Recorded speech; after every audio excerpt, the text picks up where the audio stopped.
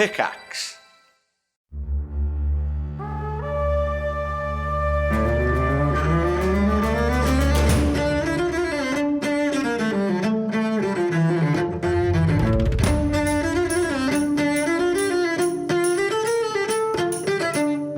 Thanks for dropping into the cast party. Join the cast and crew as they are tossed from their Hollywood film set into the crazy world of Dungeons and Dragons. And action!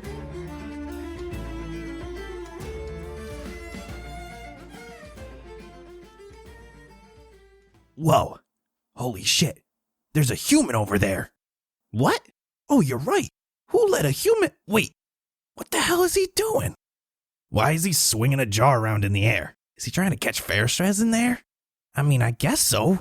He looks like a dang pelican on mushrooms, flapping its wings like a madman. Looks like he's done, though. Jar's all full. Guess again. Why does he have 3 more jars? Whoa. What's that shield doing? Looks to be moving on its own, fanning the fog into the jars. Maybe this dude isn't crazy.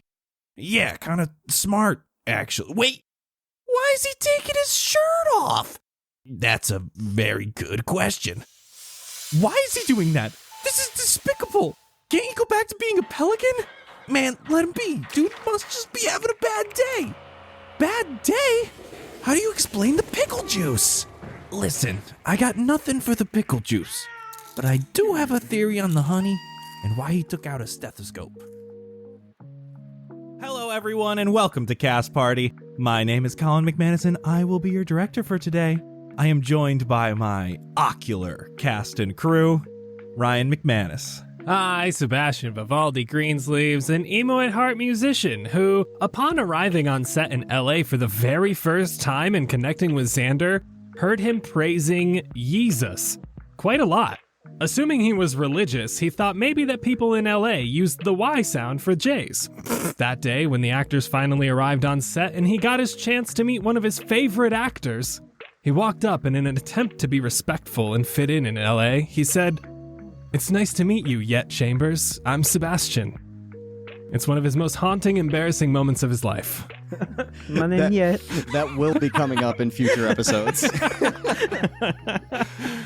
Anna Brisbane. Blueberry Sky, the elven druid who is going through crystal withdrawals because she's really dependent on them to keep up her health and her wealth and her relationships, and she's starting to worry that these things are slowly depleting the longer she's away from her collection, but she doesn't like being judged for her crystal beliefs, so she's too afraid to bring it up to the others. I knew Blueberry was suspicious. That's not suspicious. Superstitious.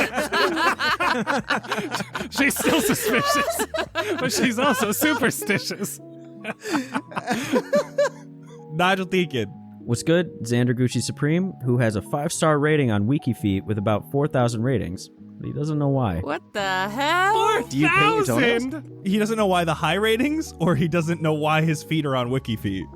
He's almost unaware of the whole situation. Oh my god.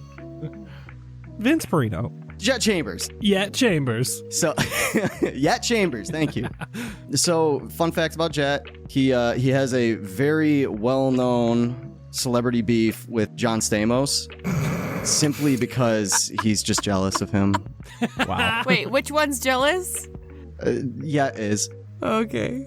He's just jealous of John Stamos. He's just, I mean, he's Full House, Fuller House. He's just jealous. He's jealous. Why would you list Fuller House? That's not... But he's like on these famous shows that everybody watches, and also he's like a sexy motherfucker, so it's sad. And he gets more attractive the older he gets. It's a wild phenomenon. He does! That's the worst thing! True. And he's married to a girl my age. Is he? Are you serious? Jett's married? Jan Stamos is married? Jan Stamos. Yeah. She's a Disney bounder. What is a Disney bounder? Disney bounding is when you dress your outfits for Disneyland or Disney World, like themed to be the character. So it's not a costume, but it's like style, like color blocking and accessories and stuff inspired by a character. Oh. Interesting. Oh. Is that a good thing or a bad thing? Well, it's just a very, like, millennial thing. Oh. You began outside of Gallowmere with 3 hook horrors in front of you. Xander and Blueberry did their best to lead them away from the main city gates. Blueberry conjured a large fairy pixie thing and was able to get the attention of both of the monstrosities that were on the ground and led them away from the city, while Xander sent Namora, smelling like a freshly buttered lobster, to distract the one on the watchtower. Unfortunately, Namora wasn't able to get its attention, and so resulted in sitting on this monstrosity's face, where he was quickly disposed of. Initiative was rolled. Xander and Sebastian teamed up to down this monster off of the tower. Sebastian took a few hits, Blueberry pulled it off of him, and right into Jett for the finishing blow. After the satisfying anime-style opening fight sequence, a man and woman came out of the watchtower. The man allowed you inside the gates while the woman attended to a dead drow body as she wept. The man took you inside to meet Delzok Ilsthir, who tried his darndest to make you and his guards laugh. He had a halfling on a chain next to him, who Blueberry remembered was the older halfling in the painting from Tollaby Lighthouse. Ilsthir gave you an idea on where to find the Nathrix, and even wanted to help you. He told you not to be in Aklak by the end of the week, and gave you to escort you around Gallowmere. You spoke with on your way to get some new fancy Fairstress goggles, as well as Jett bought a neat fancy net. Catching some Fairstress in mason jars, you took a stop by the Steeders before heading out of Gallowmere and towards the Moonless Channels.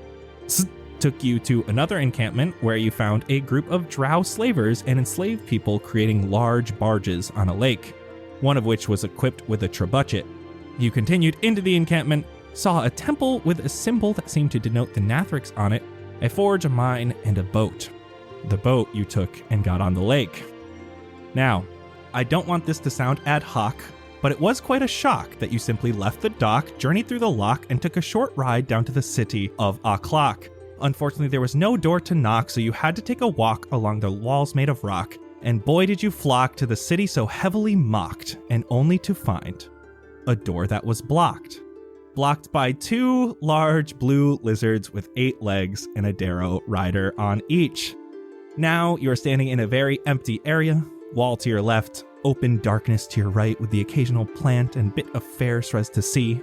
Just ahead are 2 Darrow wielding long wooden staves with hooks on the end, atop their lizards flanking each side of the door.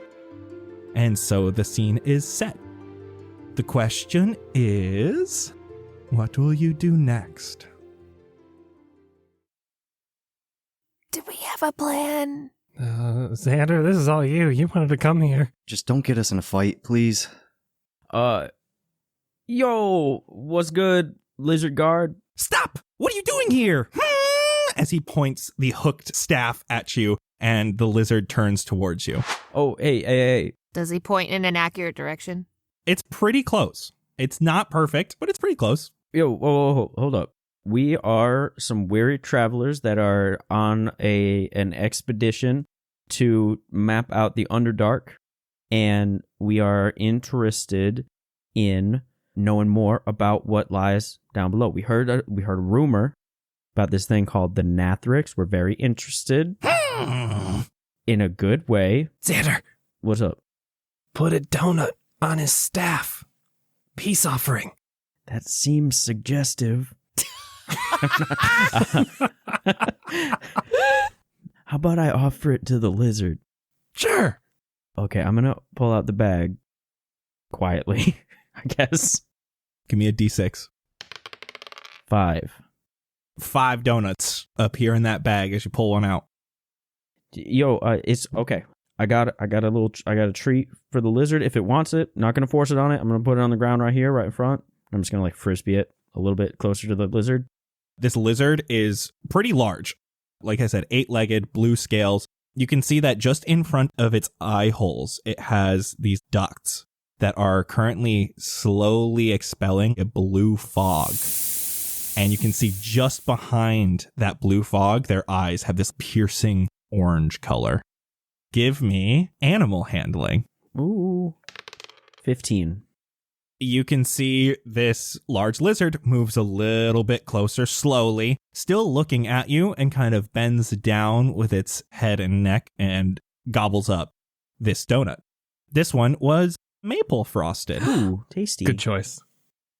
The Darrow on top of this large lizard says, "No one comes to Aklak just to visit. Are you sure those are your only intentions? I promise. We're just You're not Drow spies, are you? no, dog. We just passed through. We're from the upper light, and we're cartographers.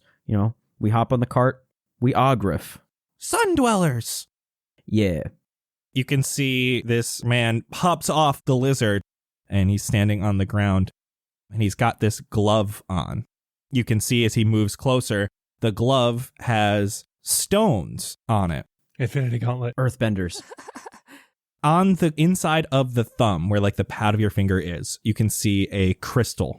And on the 4 other fingers in the same location is different rocks. And as he moves closer to you, he clicks the rock to the crystal. They start deeper and then they get higher pitched as he moves closer. And as he moves closer, he's about 10 feet from you. He goes, "Humans, but there is one elf." And he points directly at you, Blueberry. Yeah, Drow. Whoa, no, not no. a drow. No. I don't look anything like them. I just have long ears. I'm a sun dweller. That would be like so annoying if I was a drow. And he moves back to look towards Xander. Now that he's closer, give me perception, Xander. You're the one talking to him.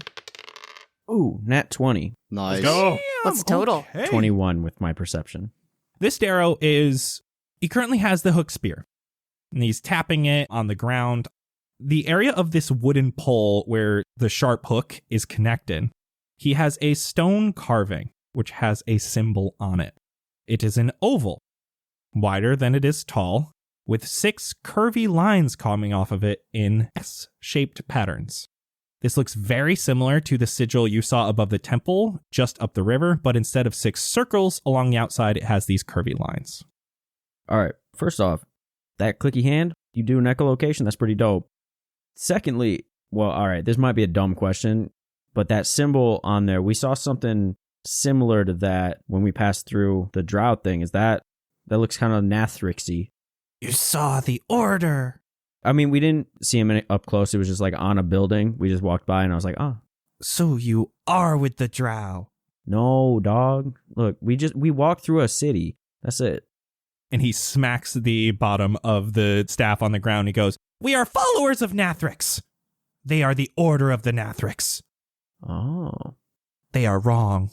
I mean, y'all lead the way. We'll follow you. To where? To the Nathrix. No, we follow the Nathrix. Yeah, that's what you said. Yeah, all right. Well, then where's he leading us? What? If you're following the Nathrix, if we follow you, then we'll follow the Nathrix.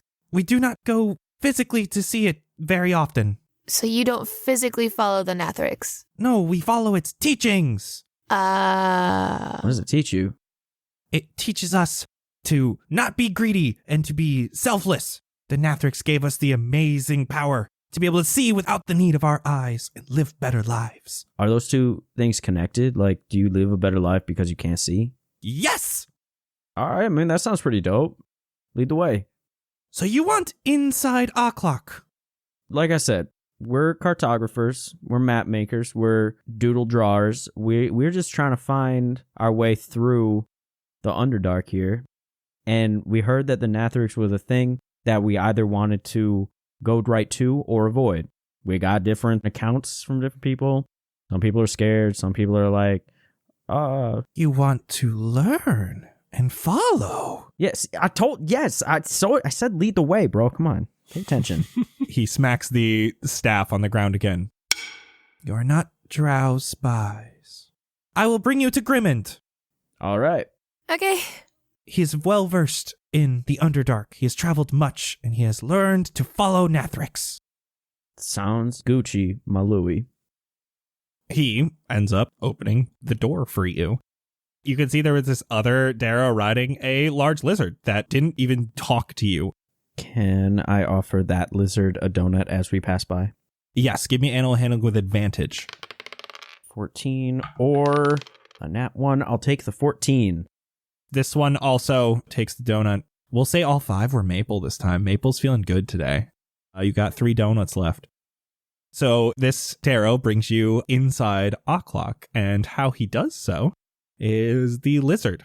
Climbs over the wall. Holds on tight as the lizard climbs directly upward and down the other side. And a moment later, the door opens.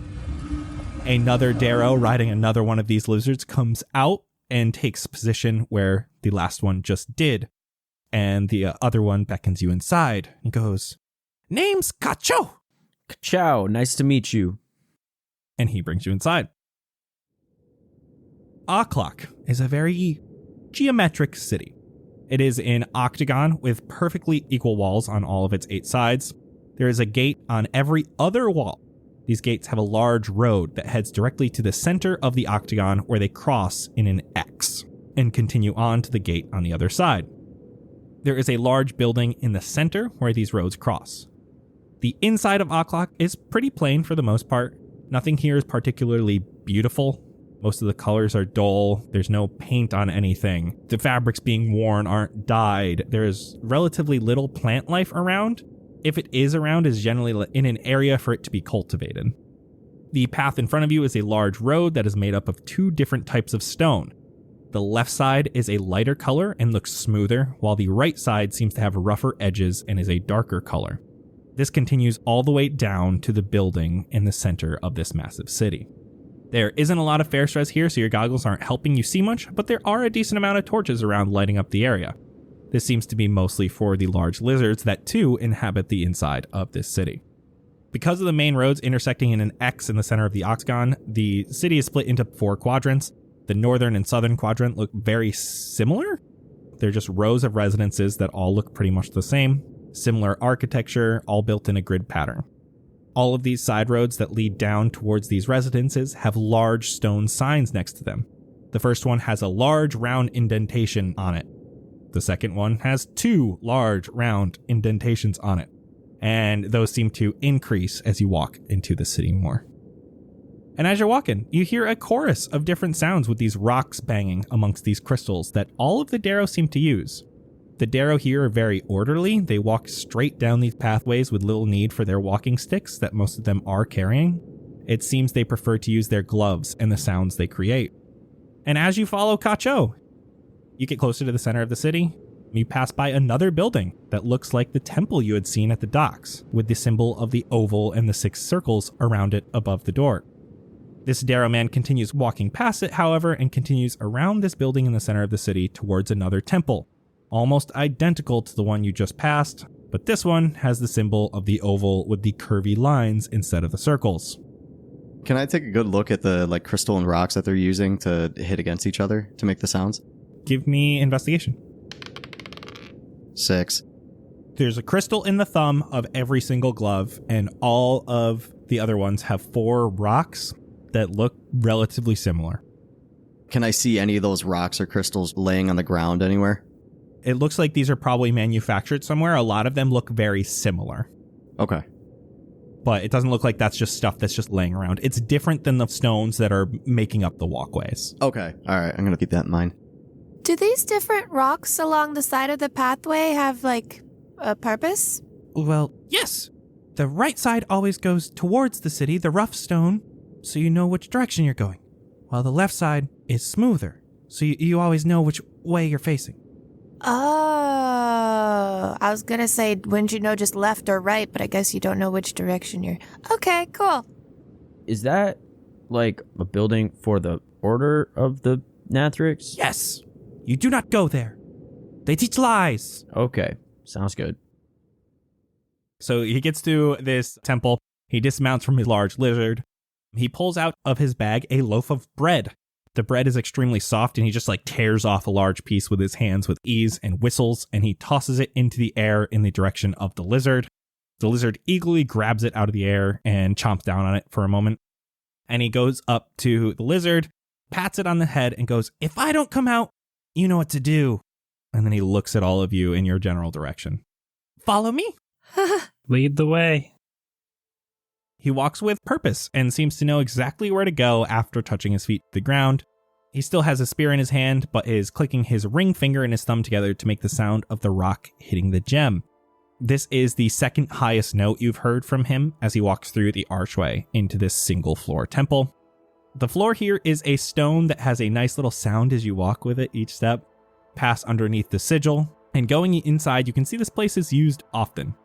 Stone benches laid out in orderly rows. It is a simple square building, and along the 3 other walls from the one you arrived, there are carvings into the walls on the lower half. There are a few Darrow here currently seated at these benches, and one man up at the front of this temple by the carvings who is speaking to the Darrow who are seated here. He is a dwarf-like man with gray skin, much like some of the prisoners you saw building the barge. As you enter, his eyes go wide as he looks directly at you. Kacho continues, "Hey folks, sorry to interrupt you. You mind giving us a moment with Grimmond here?" The few Darrow who are here all get up and start clicking their rocks or tapping their walking sticks as they slowly leave the temple, leaving only you all, Kacho, and Grimmond, this Dwarger. "This here is Grimmond, one of the only non-Darrow allowed in Aklak. He gave up his eyes to the Nathrix to become one of us and become a follower of the Nathrix, not one of those order losers who are all scared of the thing. He is one of the few to survive a head-on encounter with the gods, so he was chosen worthy of losing only his eyes instead of his life. Now he helps others learn that following the Nathrix is the only way to salvation." He has eyes that looked at us? Yeah. And they don't look milky or anything? No, he's got pupils. He looked directly at us. Yep. Grimmond quickly rushes to put on his gloves and bangs some of the high rocks a few times before saying, "Kacho, is that you? Oh, you brought some tall friends with ya." How does he know we're tall? Kacho says, "Teach them the story of how we came to be and your experience with the Nathrix." Yeah, we're dying to hear it. "Sure, let me do that for ya. Come on in, outsiders. If you too give your eyes up to the Nathrix, you may live here in peace with the Darrow and understand the loving vengeance of our savior, the Nathrix." Okay. Hold up, boss. Oh, you're over there, and he clicks the fingers. Can we insight this? Yeah, go ahead, give me insight.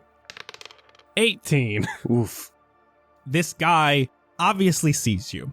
He has his vision, and he is doing his best to make it seem to Kacho that he has given up his eyes to the Nathrix. Okay. Does he look wealthy? Based on your initial look and your initial walk through Aklak, a lot of these Darrow aren't super wealthy in the same way you're used to seeing. What I will say is you can see that his glove has a different crystal than the other gloves you've seen. Just different color or better quality or something? It's a different color and it makes a slightly different sound. Ah. Yo, Kerchu. Kacho! Right. Bless you. So could we have just a little bit of time to learn about this one-on-one with Grimace over here? I will be right outside. Perfect. Thank you so much for bringing us here. Don't do anything stupid. You got it. Scout's honor. Kacho takes a moment and goes outside. There's a relatively long distance between you guys and him now. He's just outside. There is no door to this temple. So we're the only ones in the room now? You four and Grimmond, yeah. I just want to take my shield and throw it at him and see if he catches it or not. Oh, shit. Okay, yeah, give me strength. Throwing a heavy shield would be strength. 21. You're easily able to chuck this thing. Not trying to hurt him. I just want to but do it throw- fast yeah. enough where it's dangerous. And he instinctively throws his hand up and is able to catch it and make sure it doesn't make sound. So you're blind, huh? Hey, don't fucking say anything. And he hands the shield back over to you. I'm going to take it back from him. I'm going to stay up nice and close to him, kind of stand over him. So you can explain yourself or what? Listen. I got sent away from my village. I didn't have anywhere to go. I didn't want to turn a slave to the Drow, so I came here, and they were like, "Hey, if you follow the Nathrix." So I was like, "Yeah," and they took me to the Nathrix, and then I told them that I went to see the Nathrix, and they blinded me, and I just ran away, and they took me back in because I told them I was blind. All right, so what else are you getting out of this? Not being a slave to the Drow. And that's all? That's all? You're not getting a little extra in your pocket?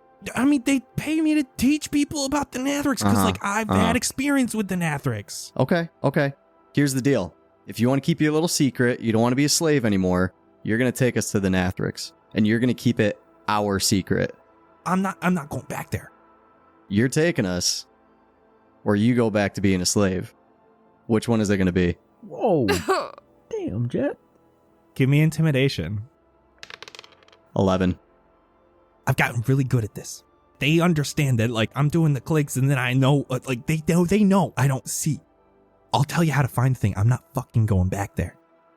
I mean, that's really all we need, Jett. It's just to know where he is, right? How are we going to trust him that he doesn't put us in the wrong direction?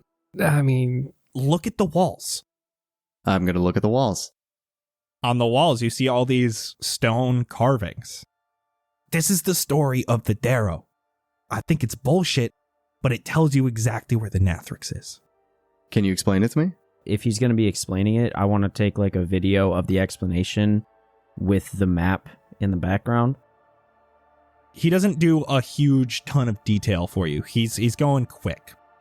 And he kind of just shows you the different stone carvings. The first one is 2 gnomes, a woman with long hair on a small boat, and 1 gnome carrying a large sack with an arrow in his shoulder. Behind them are more boats on this river. They both look angry, the 2 gnomes. The next one on this wall. The gnomes have gotten off of their boat by a large waterfall, the bottom of a large waterfall. One of these boats that was behind them is falling down the waterfall, and people are falling off the boat. Next, the gnomes are fighting each other under a large mushroom. The woman has a handful of gold in her hands, and the man seems to be screaming at her as he's bleeding from the arrow wound. Now, they enter a cave mouth at the bottom of a large hill that is covered by large mushrooms. The cave entrance is sharp and in the shape of a triangle. Inside the cave, they encounter the Nathrix. Large eye in the center, 3 eyes on tentacles on its top, and 3 eyes on tentacles underneath. The next scene you see is a close-up of the gnomes, smiling, pupilless. The bag of gold on the ground, spilling out onto the cave floor. The final scene here has the gnomes walking out of this cave, holding hands, as they continue up the steep hill filled with large mushrooms. Xander, you were able to get that whole video, all the intricacies of the story, as well as Grimmin talking about it. Here's a question. If all of the followers are blind, who made this? You can still make art when you're blind. This detailed? It's incredible. Some Darrow are very good at carving. They just gotta feel it. And he clicks the highest of the rocks. Now, what does that mean? I know how it works, but I don't get it.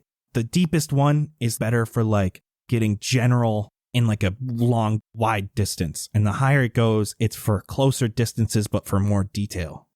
Oh. Something about the waves travel farther when they're deeper and then come back. The faster sound waves with the highest ones come back to your ears faster, and they can, like, see shit. Like, they can see what you look like. You know what? That makes a lot of sense.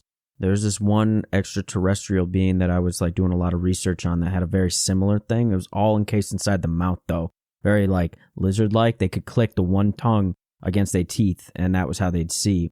It's fascinating stuff. that's terrifying. Okay, so that's the story. How do we find Nathy? How do we find that triangle cave?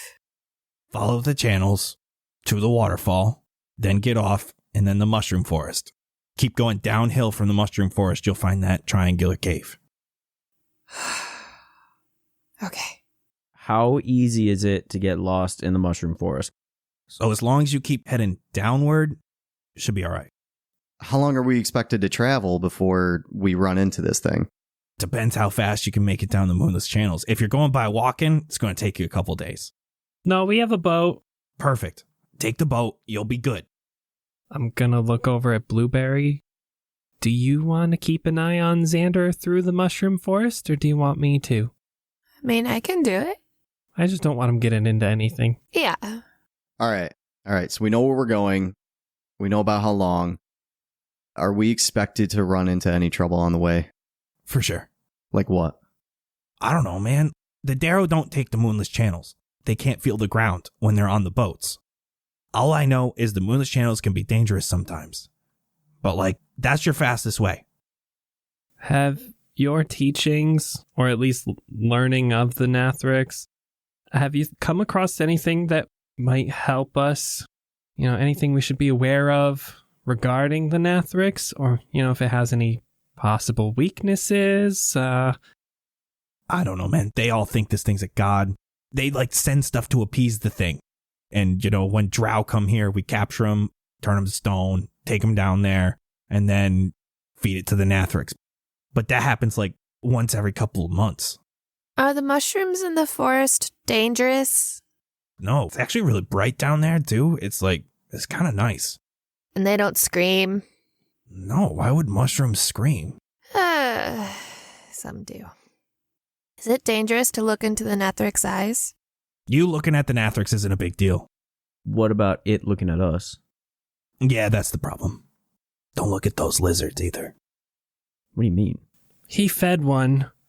Okay, maybe they like you then, because that shit's scary. What do they do? You ever seen a drow just immediately turn to stone? The lizards turn people to What? stone? Holy shit, that's dope as fuck. Can we get a lizard? Guys, how do we get a lizard? Now, don't say anything, please. I'm trusting you. I gave you everything you could want. Just don't say anything. Don't ruin this for me. I'm gonna shove my shield into him and pin him against the wall. Oh, come on, man. Come on. If I hear at any point that you are taking advantage of these people, I will come back here and I will find you. You understand? All right, man. Let me go. I'm gonna let him go. You guys head out of the temple. All right. You're leaving now, right? And he leads you out of Aklak. So as everyone's walking away, I'm going to turn back to Kacho. Good looks, bro. Appreciate you helping us out here, getting us the info that we need. We'll be sure to drop off a copy of the map for your brochures or for, you know, any travelers coming through. And honestly, you know, it reminded me, you ever heard about the tragedy of Bofades? I do not know both of these. See, it's crazy, man. Bofades nuts, and I'll run away. Oh, get him! Sorry, I just wanted to throw that in there. Xander, it feels like this lizard is glaring at you as you are running away. You can feel its eyes burning into the back of your skull as you're running. Ah! I'm using that one! I'll throw a donut behind me for the lizard. I have a question. Yeah? Can I cast Magic Stone on the donuts? You know what? Sure. Because that's not mechanically game breaking in any way. All right, sweet. Okay, so we just take the boat? Just to the waterfall, I guess. Yeah, I mean, if we trust that guy, that's where we gotta go. Well, at least he'll be easy to get back to if something bad happens. Then we could take care of him. What does that mean? I don't know. Jett was real mad at that guy, so if we need to, like, we can come back for him, you know? Yeah, I'm sorry about that, guys. I get a little angry at when people take advantage of others. I just had a bad feeling about him. It's okay. He seems shady as hell. I think he was just trying to survive. There's survival, and then there's the taking advantage in the end, which I believe he's doing. I mean, like, I can see where he's coming from. Like, he was kicked out of his place. He was trying to just not be a slave, and they put him there. And he's just telling them that it's not true because he'll either become a slave or get killed. Both of those seem less good than just, like, being the head of some wackadoodle cult, you know? But that's just me. So are we gonna... Getting in the boat? Yeah, let's get going. Let's hop in. So this rowboat has 3 rows of seats. The first one can only fit 1 person. The second 2 can fit 2 people. Where is everyone sitting? I guess I'll sit in the front because I have dependable dark vision. I think I can see farther. Oh, that's true. Maybe you should go first so you can see further. All right. Jett, you just want to handle rowing, or do you want help? Yeah, I'll take care of it. It's fine. We'll say the rows are in the middle, so Sebastian and Blueberry are in the back. Need a good workout today. I will give Jett some guidance for easy row-ins. Jett, you start rowing. Is there anything you guys want to do on this more calm portion? While it's calm, I want to look at my camera, see if there's anything, or like make sure I know what we're looking for based on that video. You take out the video. Jett, Sebastian, Blueberry, you're hearing the waves. You're hearing Jett rowing. You're also start to hear the video. So you start to hear Grimmond speaking. Xander, you don't hear that.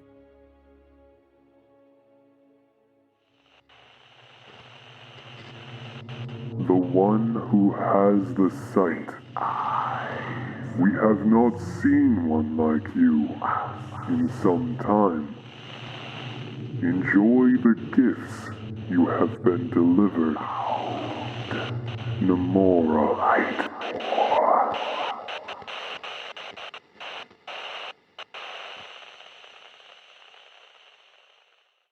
Xander's the only one who hears this.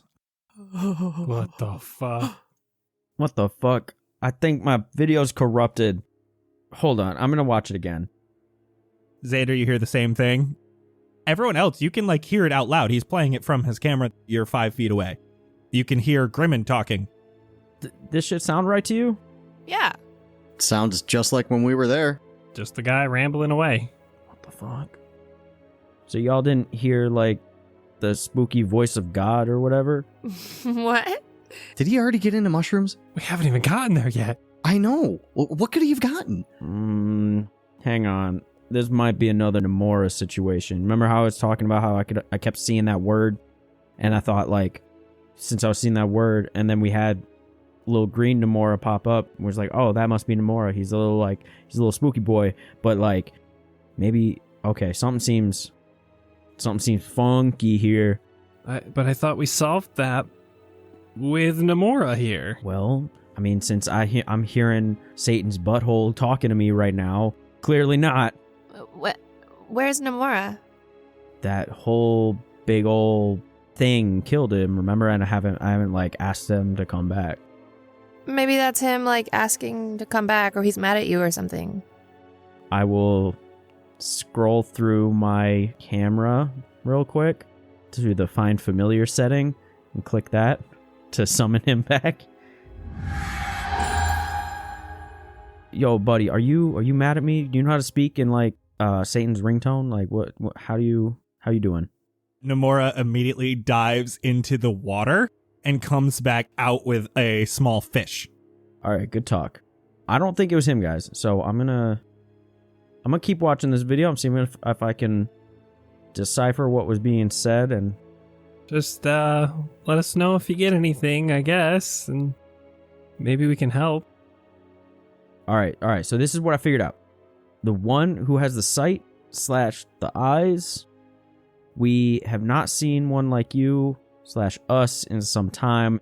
Enjoy the gifts you've been delivered / bound. Crickly cackles. Namora Blightmore. Namora Blightmore? Is that like his last name? I don't know. It's a pretty dope last name. Honestly, that's like an emo rapper right there. On it. Well, I don't know what the fuck that means. As long as you guys can hear the video, I guess we're good. But I'm saving this one. That's concerning. All right, everybody, let's take 5. Irreverent, lawless, and loads of chaotic fun. Welcome to Loners by D.B. Bray and Wahida Clark. A mess of merry mercenaries led by our main hero, if you could call him that, Yari Rockjaw, who is just aching to put his bounty hunting days behind him and finally live the quiet life he's craved all these years. You see, bounty hunting is a complicated job. Some love you, most despise you. But one thing was certain. If Yari received your contract, you were as good as dead. This book promised to be such good fun, and let me tell you, it did not disappoint. It is a rip-roaring, hearty adventure full of humor and plenty of fast-paced action scenes. The tempo is set from the get-go and continues relentlessly throughout the story, with D.B. Bray and Wahida Clark never letting their foot off the throttle. As they lurch from one misadventure to the next, things become slightly more complicated, and Yari and his bunch of loners find themselves in one impossible predicament after another. So, if you're looking for a new book that'll grab your attention immediately and will take you on one hell of an adventure, look no further than Loners. And be sure to grab the audiobook, narrated by Walt Allen, who truly brings all of these unique characters to life and describes this beautiful world flawlessly. Loners, by D.B. Bray and Wahida Clark. Pick up your copy of the audiobook today on Audible, Amazon, and iTunes. Quiet on set! We're rolling in 3, 2, 1, action! You continue down the Moonless Channels. The Moonless Channels is going to act in a way kind of like a skill challenge. It is loosely based on the idea of a skill challenge. These channels will have different paths set ahead of you, and you get to pick which path you take as long as you still have control of the boat. A normal skill challenge is based on how many successful skill rolls you can get before you get a certain amount of failures. This is more of a, can you get to the end of the Moonless Channels without dying or having your boat break? Your boat has an AC of 10 and 50 HP. Ryan, you're going to keep track of boat health for me. On it. You can all use all of your abilities as normal, all your spells, all your items, all your different checks, all that stuff to overcome obstacles. How we're going to do this, we're going to keep one initiative this whole time. You don't always have to do something on your turn, but this will keep it more fair so one person isn't doing everything in all of the following encounters. You set out onto the other side of the lake that you had entered from the east last episode. To your left is a tunnel that comes off of the first lake, and to the right, it seems like this lake conjoins with a second one where the water continues that direction. And before we make any decisions, I do want to get an initiative. Ooh. 12. 8. 17. Dirty 20. Ooh. Which direction are you heading? Jett, you have control right now. So there is a tunnel to your left as well as there is this more larger lake to your right. So I'm probably going to be facing backwards, so whoever is in front of me. You'd be facing Blueberry and Sebastian. I'm in the front of the boat. You guys are back to back. Okay, all right. So I'm going to say who's behind me will tell me which direction to go so that I could just focus on rowing. And I'm going to have to reverse it so that you know which way to go based on your orientation. Oh, God. Yo, take the tunnel. Boat left. And I'm going to start rowing more to go to the left. You start moving your boat to the tunnel on the left. The tunnel is relatively dark, but you can see there is fairstress along the surface of the water that lights the cave walls all around you. The tunnel is 20 foot tall, and you can see that there are stalactites above you and a plethora of all this fairstress here. You can see, even in the water, there's fairstress below the surface, which you haven't seen much previously. This seems to be because there is an abundance of plant life in this area. You can also see that the water starts to move quicker, so Jett, you have to do less work as the water's propelling the boat forward. There are weeds and vines growing out of the wall and up from below the surface. The current begins to move a bit faster and a bit more downhill. That is until your boat suddenly stops forward progress, and all of you jolt ahead in your seat as the moment carries you. What? The boat is still. Sebastian, you're first in initiative. Why aren't we moving? Can I just peek over the edge and see if we are stuck on anything? Give me investigation. 14. You look down, there are two large groups of these sticky vines, basically, that have been growing up from underneath, and they were tangled all together. And it looks like your boat is caught in those. Ew. Can I try to reach down and... Nope, because that was your action. Rip. Okay. There's vines. Stop at the boat. They're reaching up. I'll let you guys take care of it, and I'll play a song for Jett in the meantime as my bonus action. We are going to take out Daisy and sing him a little song. Row, row, row your boat gently down the channel. Scarily, scarily, scarily, scarily, please don't drop your paddle. Blueberry, that is your turn. You now know that there are these vines holding you back. I'm gonna try to thorn whip under the boat at an angle just to clear through some of them. Give me an attack roll. Okay, 24. Oh, for sure. 6 piercing. You're able to cleave some of these vines off. Blueberry, Yeah, what's your armor class? 15. From above, you hear a small as a large stalactite with an eye lands on your head.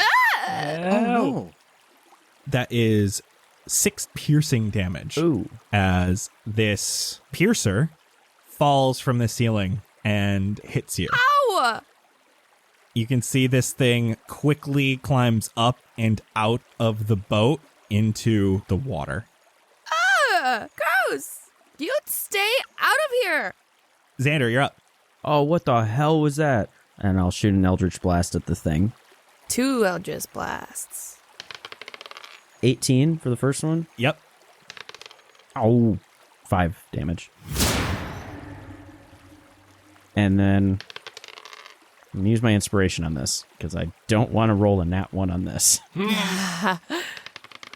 That's better than a nat 1, but still doesn't hit. It's an 11. 11 does not hit. Jett, it is your turn. But what you can see is another one of these things crawling along the ceiling, moving closer to the boat. okay. I want to swing at the biggest bundle of vines closest to me. 7. That's going to miss. Give me your second attack. Can I use my bonus action first? Yeah. Okay, I'm going to cast Searing Smite, and then I'm again going to swing at the biggest bundle closest to me. And that will be a 17 this time. Very much hits. You do 17 damage with that Searing Smite. This completely shatters this big group of vines as the boat jolts forward. Unfortunately, that puts this thing right above you, Jett, and it has a held action to drop. That is a 19 to hit. Oh, that hits. That is only 2 piercing damage. Okay, all right, I'll take that. That's not bad. It also climbs out of the boat and into the water, but it does look like the boat is moving ever forward. Does somebody get an opportunity attack as it leaves his range? I don't know if it goes that far away or not. Yeah, it would. So I guess both Xander and Jett would have a chance to slash at it if they wanted. I can fire an Eldritch Blast at it. Ooh, with Warcaster? Yeah. Ooh. Ooh, that's a no for a 10. All right, Jett, you smacking at it? Could I instead go for the oars and try to row a little more to speed us up? You can start grabbing the oars. You start going faster, and as the boat finally gets free, you continue on through this tunnel. It is slowly getting louder ahead of you as you can hear the water starting to rush faster and faster. The boat is being pulled forward by the current, and the tunnel looks like it's going to slope steeply downward in, I'd say about 6 seconds. So everyone has a turn to do something if they want. Oh, God. Guidance for Jett. I want to absolutely brace myself as much as humanly possible. I'm going to brace for an epic ride, but more like a I'm amped kind of like brace. Like you're hooking in your feet, but the arms are going up.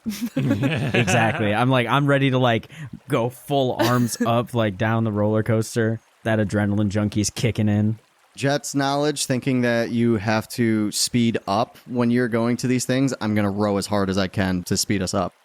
You're starting to row real fast. You feel it backwards, but the rest of you feel like that classic roller coaster drop. It is not quite a 90-degree angle, but it is pretty harsh right now. Jett, you have a little bit of control as you're going really fast. Right now, there's a big-ass rock in your way. Oh, boat left. Boat left. Give me an athletics check. You are inspired and you have guidance. I have 16. What do I do with the guidance and all that? 16 passes. As you get around this big rock, You can see Xander ahead of you. There's a very narrow corridor. It looks like he's going to have to do like a quick left then right and just at the right time. Left and right, and it's going to be tight. So that's right, and take flight. I don't know. Bars. Left and right, let's make it tight. Oh. Ew. Give me another athletics check. Jett, this one looks like it's going to be a little harder to get around. Oh, God, that's a 2. So 5 Inspiration. plus... Yeah, plus inspiration. What do I do with my inspiration? Do you have actual inspiration? Yeah, I do. So I just re-roll. Yeah. Yes. Oh, I am using that. Oh my God, I rolled a 2 again. Excellent. So yeah, it's a D8 now. It is a D8 now. And a Oh. D4. The max you could get is 14. I wonder if that's enough. I got a 3. And then D4. That's 11 altogether. The max you could get was a 14. The DC was 14. You scrape real hard against these rocks as you're going down. The boat takes 10 damage. Ooh. Oh. And I need dexterity saving throws from everyone. Oh, fuck. 18. Oh, 10. 10. 5.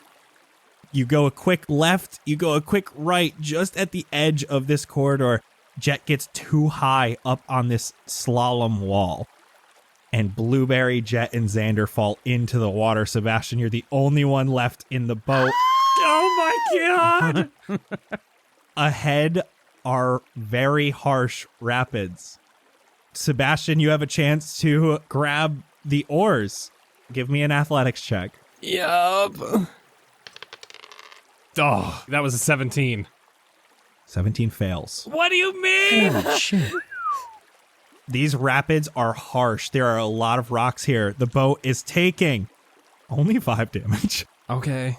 Sebastian, I need a dex saving throw. Oh my god. I'm stressed. 7. Sebastian is also thrown from the boat. The boat has not capsized. It is just going alone in the water. I have a plan. Blueberry, Jett, and Xander, as you guys are all taking these rapids without the help of your boat. Give me athletics checks to try to swim through it and not get too hurt yourselves. Oh, 12. 15. 16. All fail. Wow. God damn. You're also just taking that 5 damage. You guys are all in the water. The boat has continued ahead.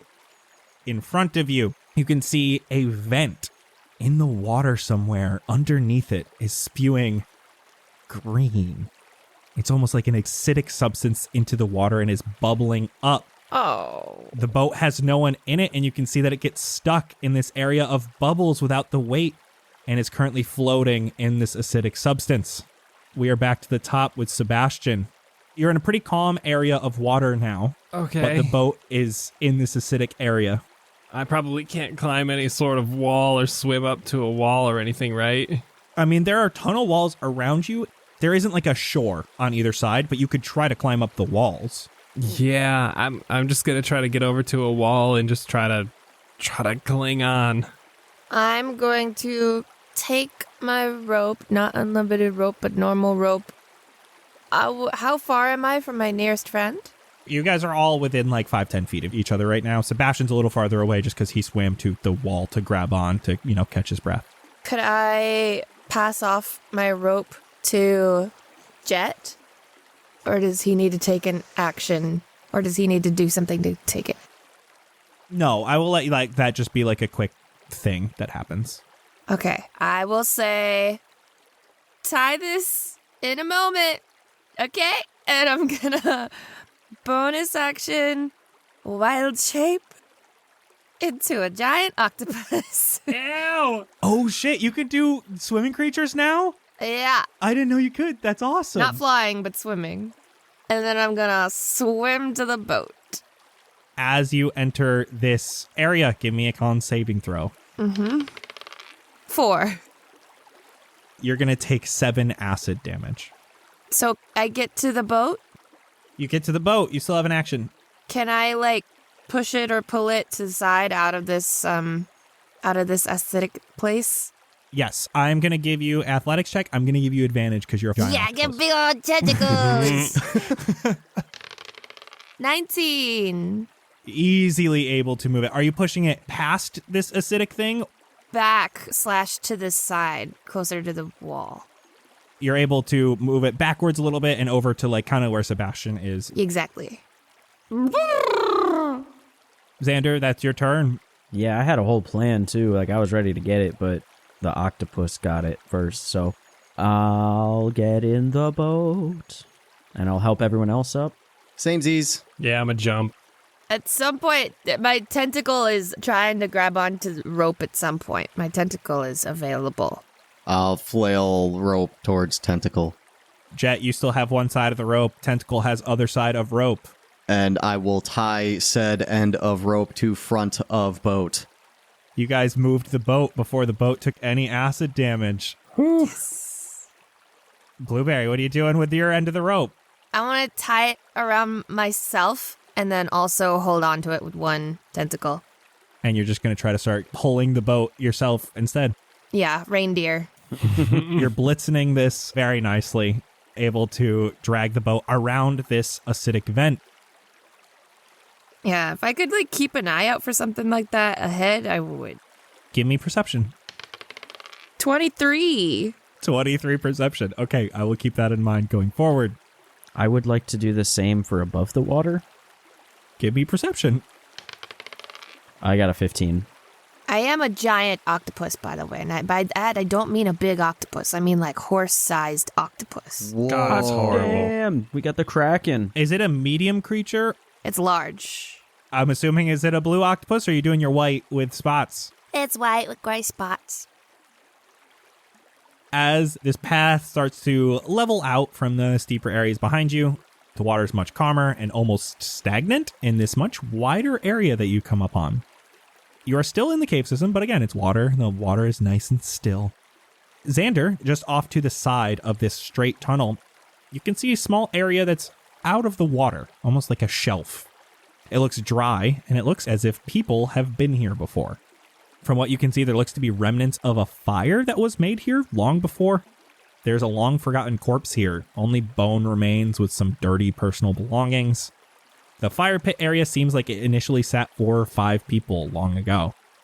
The belongings that are here look dirty and old, especially from a distance. A leather cloak spread out amongst the ground, some dusty boots still on the body, a tattered and bloody tan shirt, and a ripped open satchel that looks void of anything inside. All right, so I don't mean to alarm any of y'all, but there's a place up ahead where we could rest, but it looks like something happened. We could rest, but we might get killed. Your call. I mean, I think we should check it out. We might have to do some repairs to this boat. How's everybody else feeling?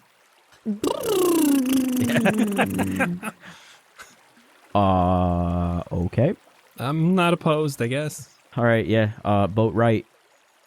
Blueberry, what are you doing about being a giant octopus? I'm staying an octopus.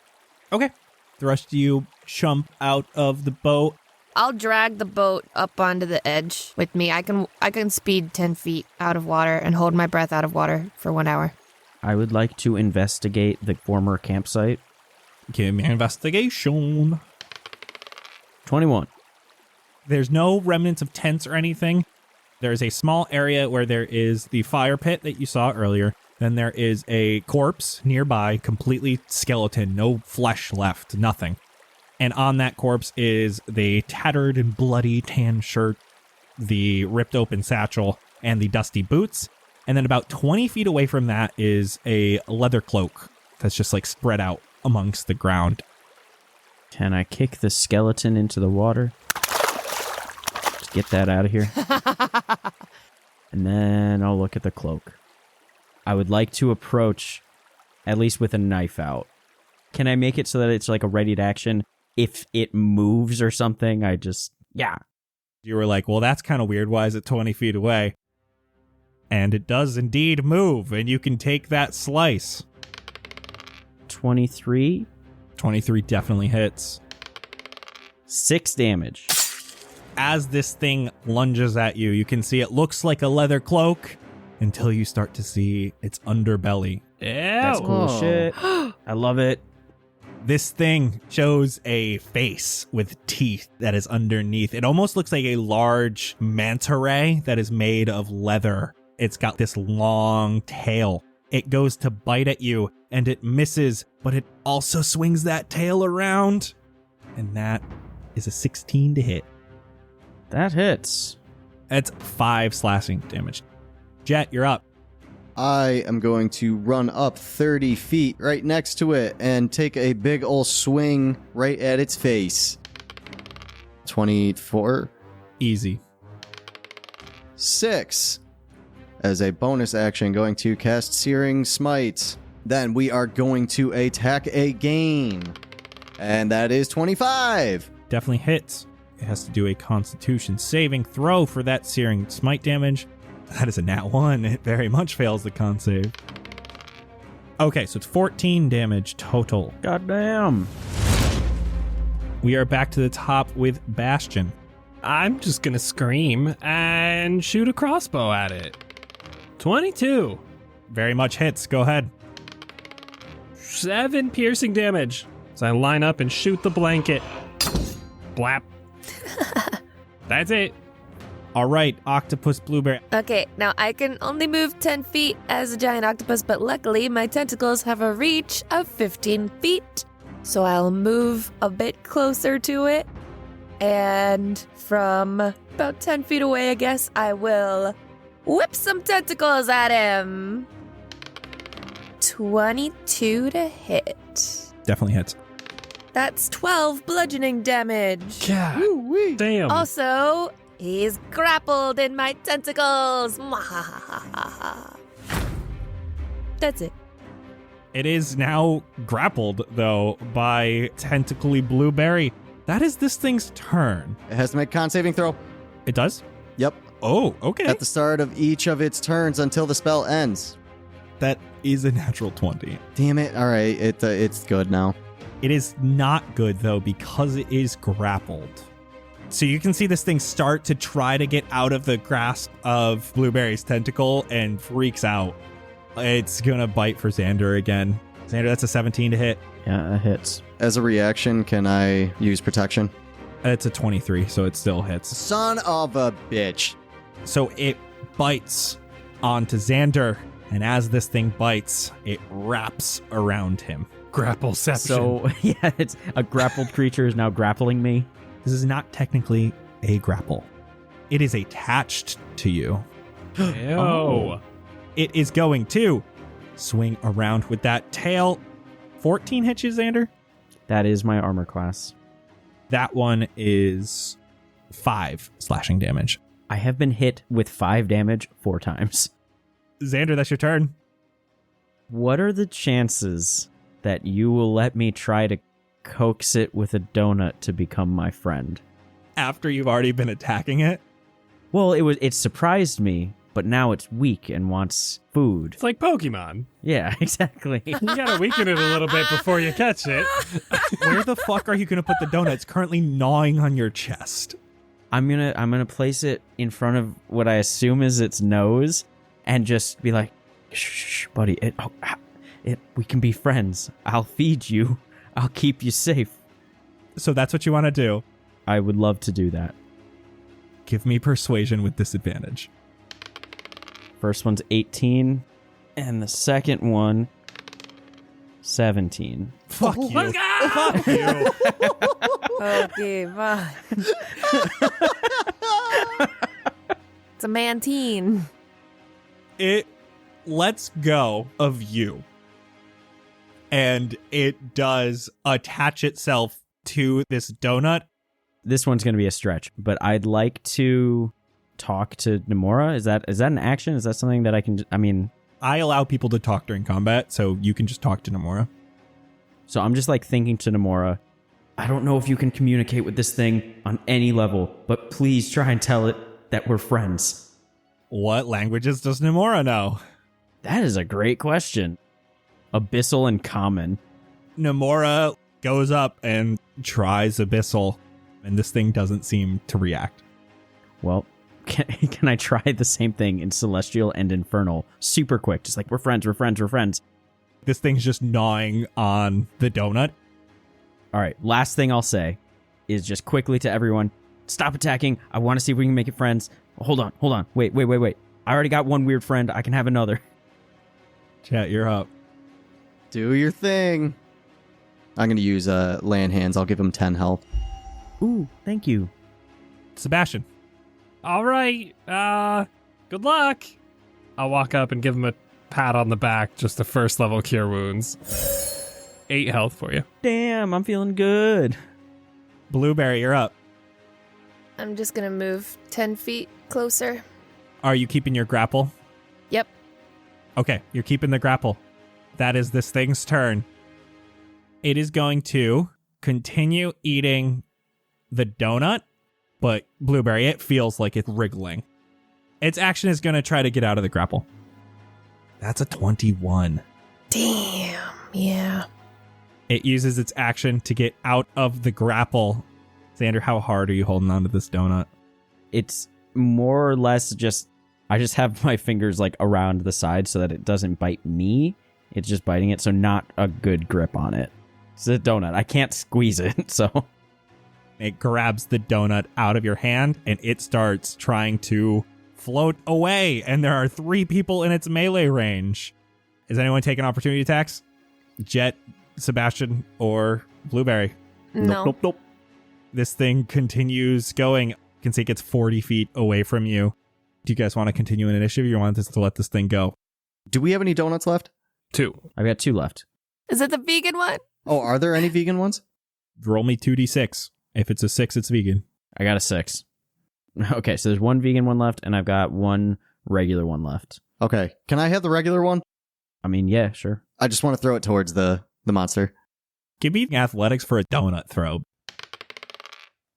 That's a nat 1. Oh, you just threw it straight into the ground. He hits Nomura. Nomura's like flying around over the water looking for food, and you hit Nomura with this donut, and it falls right into the water below. Dude, what the hell? Oh, buddy, I'm sorry. Nomura's gonna spit at him.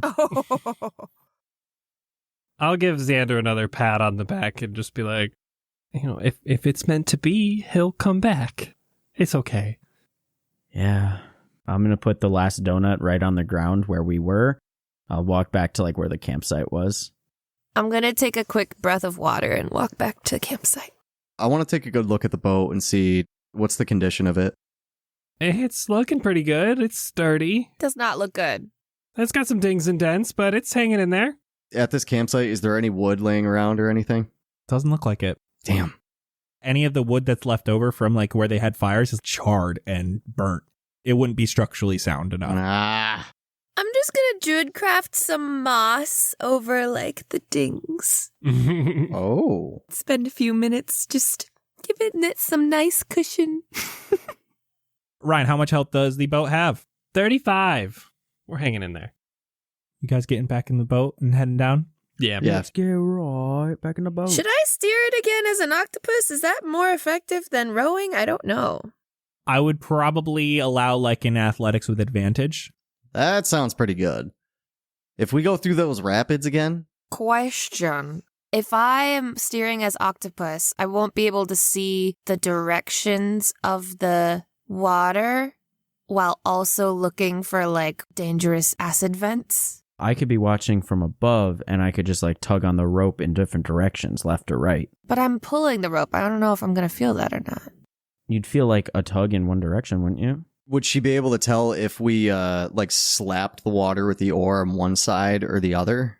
That could be our way of telling her directions. Slap the water with the oar on the left to go left. You got 2 eyes. Yeah, I'll do an up and down, a little dolphin thing. Hey. Just go sideways in the water so one eye is out and the other. Because that's how octopuses move through the water, sideways. Look, they can do whatever they want. They're octopuses. Octopodes. All right, giant octoberry is back. Rope around my middle, holding on with my tentacle for just a little bit of extra security. You're able to move the boat pretty simply. And this next area, it seems like these tunnels fork in 3 directions. Before we super get going, I'm going to pop up out of the water and point a tentacle at Sebastian and at his guitar and do an octopusy hum, like a... I will strum along with the tone of her hum, trying to match the pitch. So you give her bardic? Yes. Okay, I pull. Mush. You got left, center, and right. Do they look different? They all look pretty much the same. They just look like they're going in different directions. Can I see further with my 120 feet? You can. You cannot see anything that would distinguish them right now, though. Boat left. I pull the boat to the left. This tunnel is much shallower than the past ones you have been in. Underneath the water, Blueberry especially, you can see these sharp stalagmites coming up from beneath the dark. It looks like some of them are sticking up all throughout the path ahead. Dodging them. Whoever's in the boat, give me athletics, and you can use advantage as Blueberry is pulling the boat, because she can just see the stalagmites, because I wasn't expecting this. I stick one tentacle out like a kind of periscope, and I like point at stalagmites. I only got a 13. 9. Jett. With advantage, you got a 9? I rolled a 6 and a 3. Unfortunately, the boat scrapes a couple of these stalagmites, not as bad as it could be. That is taking 6 damage. And then, as you go through, it looks like the few paths you had recently seen now all converge into one as the water begins to pick up speed. This is the deepest the water has been so far. You can see the water rushing ahead. And suddenly there is this dense mist obscuring the view in front of you. The ones in the boat, a beautiful creature, Oh. pokes its head and naked torso out of the water ahead of you. It looks different to each of you, and always beautiful in whatever way your character sees beauty. This man, woman, creature, whatever it is, begins singing aloud, a simple hummed melody that resonates through your brains. The 3 of you, give me wisdom saving throws. Blueberry, from underneath the water, this creature looks like it was once humanoid, has a tattered dress on. It looks undead from under the water. Can we all say what it looks like to us? Mine is going to look like a wet... Is it just John Stamos? Yes. Oh, wait, are you serious? A wet, shirtless John Stamos. Oh my god. It is this homemade band tee crop top chick with like long dark purple hair, tatted up, and you can see the fishnets rising above her skinny jeans, and it's just wonderful. So mine, it's kind of just like one of those like dark galaxies in front of us. I'm just seeing like a beautiful dark kind of sky, but it's got like those swirls that you would see if you saw something that was like a galaxy print. Ooh, okay. What everybody get for their wisdom saving throw? 16. 21. 13.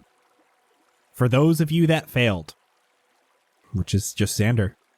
Xander, you see this galaxy seems to rise out of the water. Around it, everything that was cave beforehand turns into these beautiful stars. There's galaxies that are entwined. You can see black holes. It feels like you are floating on a boat in space. It was like a hummed melody, but now it is just this weird twinkling sound. You can only hear this melody, and one star ahead of you beckons you forth. For those of you that passed, this thing in the water remains beautiful to you, but it sinks back into the water, and you can no longer hear the singing the others can, or Xander in this case. Instead, you now hear the roar of a waterfall. The drop you can see is just behind this cloud of mist. Jett, she was hot as fuck. If I have a choice, I'm gonna go speedy forward. towards the waterfall. Yeah. The roar of the waterfall grows louder as the boat leaves this tunnel into another large open cavern of the Underdark. The area glows a majestic purple around some large mushrooms that you don't have time to appreciate as the boat starts falling down this 80-foot waterfall. You're dropping. Xander, you feel the boat start to fall, but you are just entwined by these stars. You jump out of the boat over the waterfall. Oh. At any point during this, do I regain any of my mental faculties? After you do that jump, it slowly changes, and now you can see that you are falling 80 feet. All right, can I pull out my berry of featherfall? Yes! Let's go! God, I forgot! God, that was gonna fuck you up. Hell yeah. Hell yeah. The boat, as you guys are all in it, is there anything else you would like to do as you guys are falling? It looks like the boat's gonna protect you a little bit. Can I try to hold my shield above me like a kite? Is Mary Poppins that shit? Yes. I'm going to look up towards the waterfall as we're dropping and just scream, "Fuck you, Jack Stamos!" Blueberry, you're an octopus. Yep. What are you doing? I'm in it now. I'm just diving. Okay. You're gonna take 18 points of bludgeoning damage. Okay. That's not bad. Okay. The boat, however, takes 27 points of bludgeoning Oh damage. my god. It didn't break. Oh, it didn't break. This boat is fucked, but it's still going. It's still just like a couple trucking. pieces of wood like stuck together with gum right now. But The moss. We're gonna talk about that on the behind the scenes, but yeah, I expected that shit to break. Hey, Colin, what's the behind the scenes? Hey, just fucking go Patreon, bitch. I hope that someone joins our Patreon just because of that. If they do, send me a message on Discord and I'll you get a special shout out. Yeah, there you go. yeah, you get a special shout out. I'll oblige. I'll leave this in for that. Hell yeah.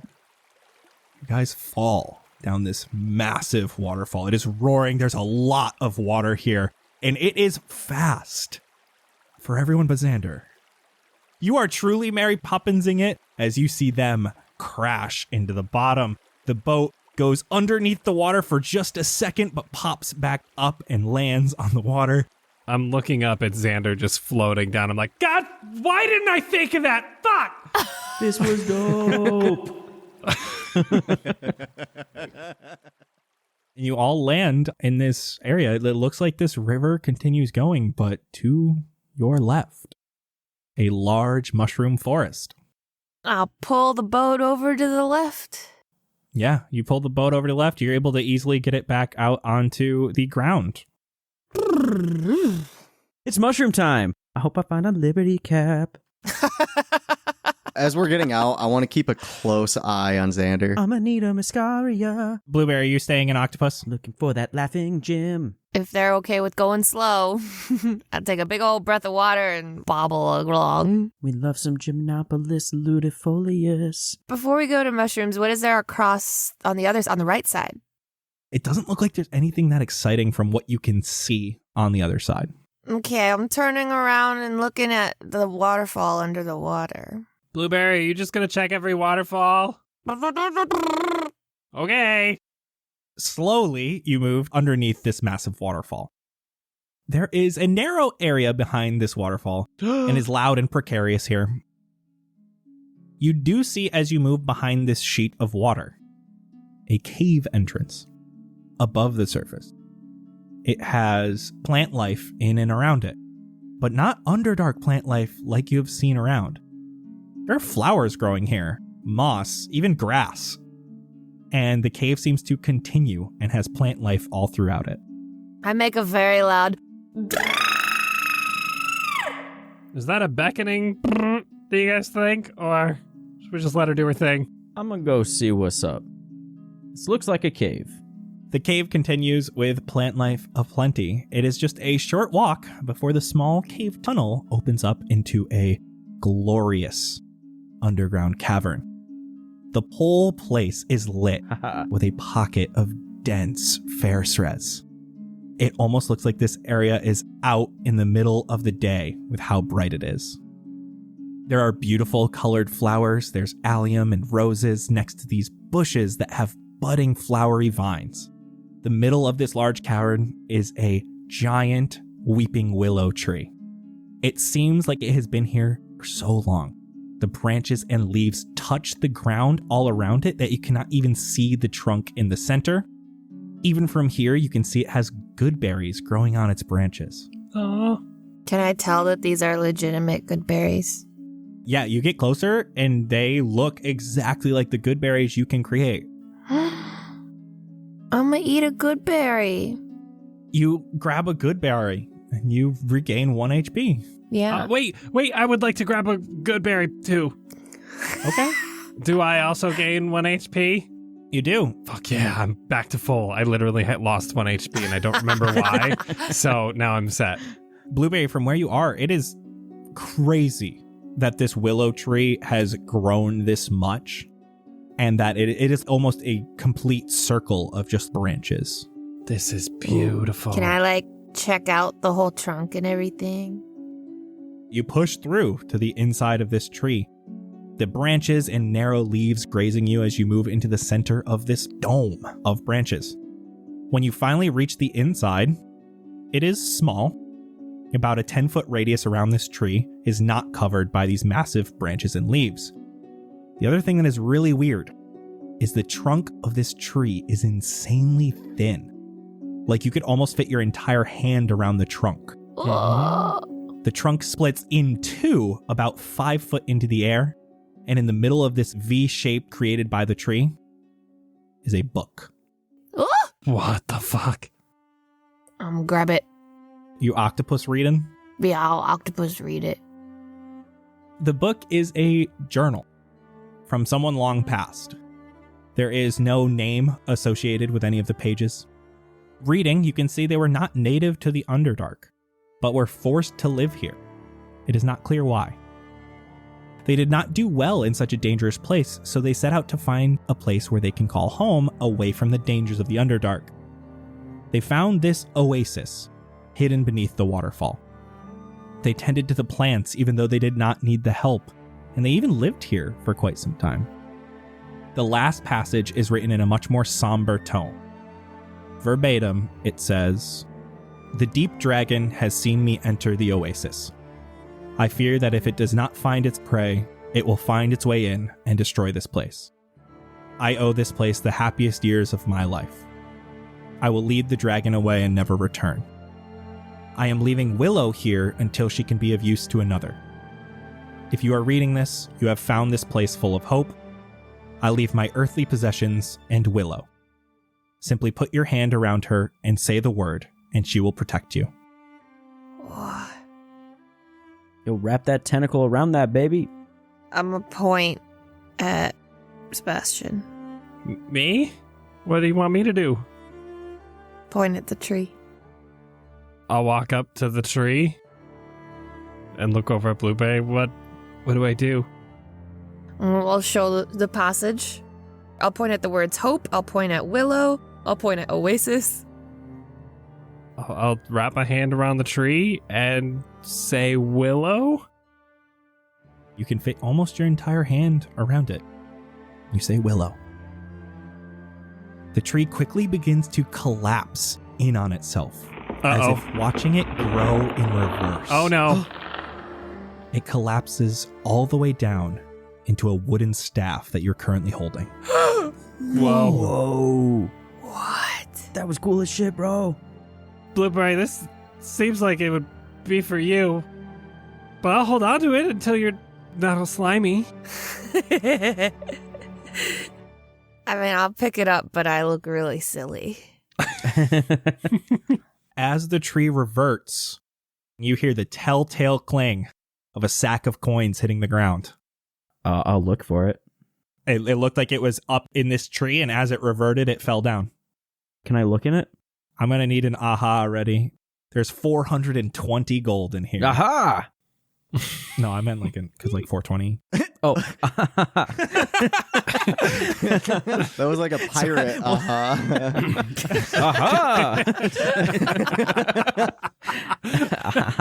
Nice. There's 420 gold in the satchel. Do you show us all that gold? Oh, yeah, of course. Everyone gets 105. Ooh. This place feels safe. We should probably rest up, make sure we all good for the mushroom adventure. Feels like the only calm place we've been at since we've been down here. I wouldn't mind. I'll turn back into an elf and hold the staff. I just want to spin it, look at it. And as you do so, Frederick pops out of your bag and starts running around in all of these flowers and bushes and everything. He hasn't had a lot of time out. This basic idea I found online and absolutely loved it, so shout out to whoever made the original idea. I just tweaked it a bunch. This is the Willow staff. It has a maximum of 6 charges that it can hold. After a long rest, you roll 1d6, and that's how much charges it regains. It can never have more than 6. The user can use a number of charges equal to one of the following spells' level to cast it without using a spell slot. Shield, Pass Without Trace, and Counterspell. Damn. To cast Shield, you need 1 charge. To cast Pass Without Trace, you need 2 charges. To cast Counterspell, you need 3 charges. These do not work while in wild shape. To turn Willow into a willow, you can use an action to plant one end of this staff into dirt and expend 1 charge to transform the staff into a healthy weeping willow tree. The tree is 40 foot tall.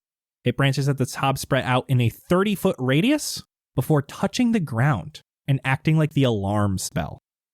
The branches also have 4 goodberry clusters growing off of them, which regrow 1d4 clusters every dawn. We're going to say a cluster is not 10 full ones. We're going to say it is 5. Wow. Cool. Hell yeah. Damn. So for the first hour of the rest, is that when I get that? Yes. So then I will have Frederick stand up on top of it, and then I'll put it in the dirt and say Willow. You do so, it grows really quick, and Frederick grows up with it. You can see him running around all of the different branches. He's having a grand old time. You all get your long rest. Xander, there's something in your pocket. Blueberry, roll a d6 to see how many charges Willow gets. 3. I got a 1. Roll me a d20. 12. You pull out a card you've never seen before. It looks very similar to a tarot deck. And this card has a moon on it. Full moon gleams upon this card. Moonlight seems to briefly shine from the card when you're looking at it. You feel as though the night is welcoming you.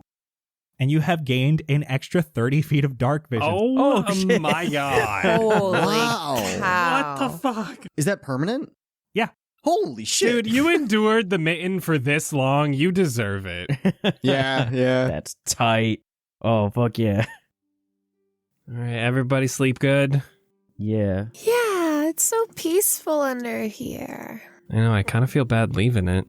I mean, we about to truly wake up, you know what I'm saying? Gotta find some Pluteus cyanopus.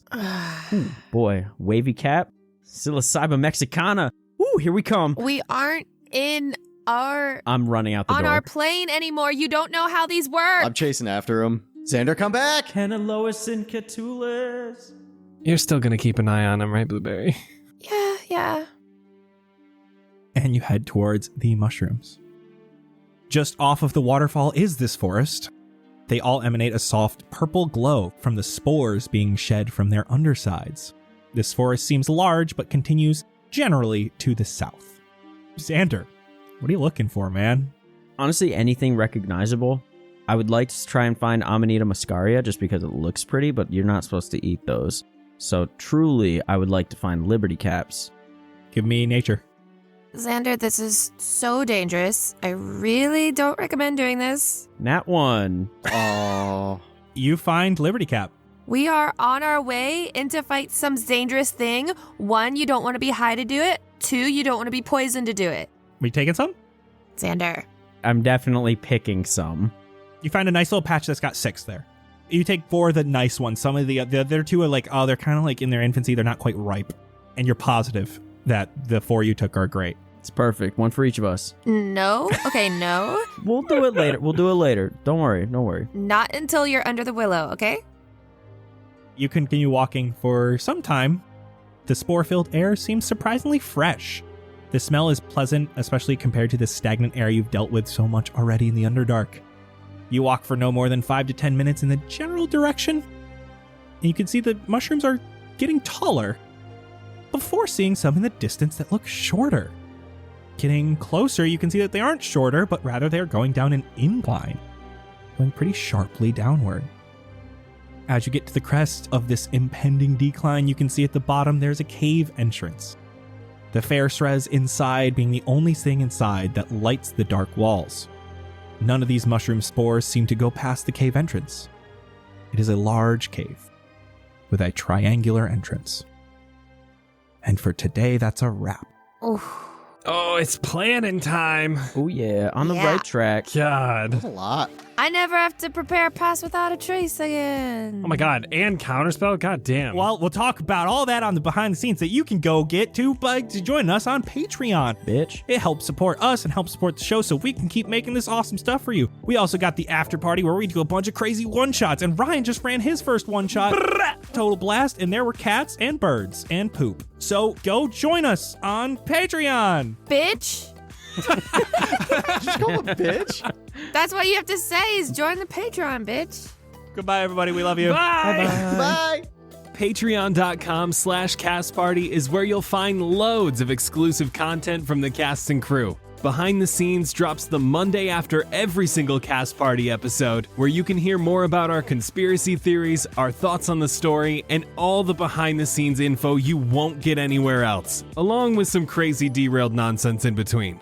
The After Party drops the first of every month for our patrons. If you loved our free episode of Yarrow's Super Happy Fun Murder Dungeon, you will adore the crazy one-shots and mini-series we've got waiting for you. So head on over to patreon.com/castparty to become an official part of our cast and crew. You'll also receive access to our community Discord, where we host live listening parties with all of us on the release night of every Cast Party episode, as well as entry into our merch giveaway that we do at the end of every Cast Party episode. Speaking of, this week's merch giveaway winner is Bill M.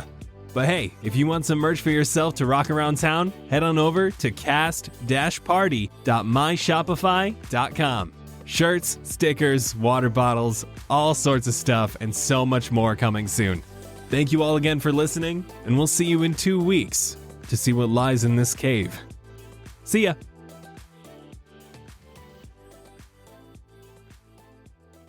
We're good.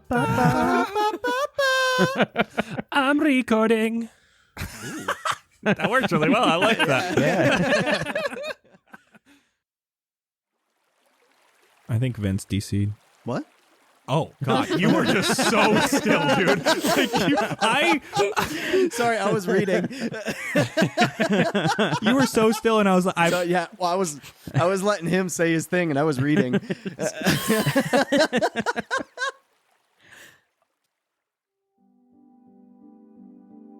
Wow, Eric 5 was always the best at ski paddle. He could dunk over Wharton Knight every single time, but that was in the winters. Wharton was the king of the summer, beating everyone in flap dancing. Rosendo and I were never that good at flap dancing, so we would just tend to the gardens and watch them play for hours. Ebebflow and Jesky Fire would bring us ice-cold water from the ice well. They used to sit on the side and see who could deal with the pain the longest and be crowned the Ice Emperor. But Jesky always won. Ash was the new kid way back then, but he went all out every game he played. He even taught us some new games like this crazy rock, paper, scissors game. There's no way to be good at it, but Sean De Jesus swore he had found the secret. I don't believe him though. He would only play against Saint Elove, and Saint would always throw rocks, so Sean always threw paper. I mean, is that really finding the secret?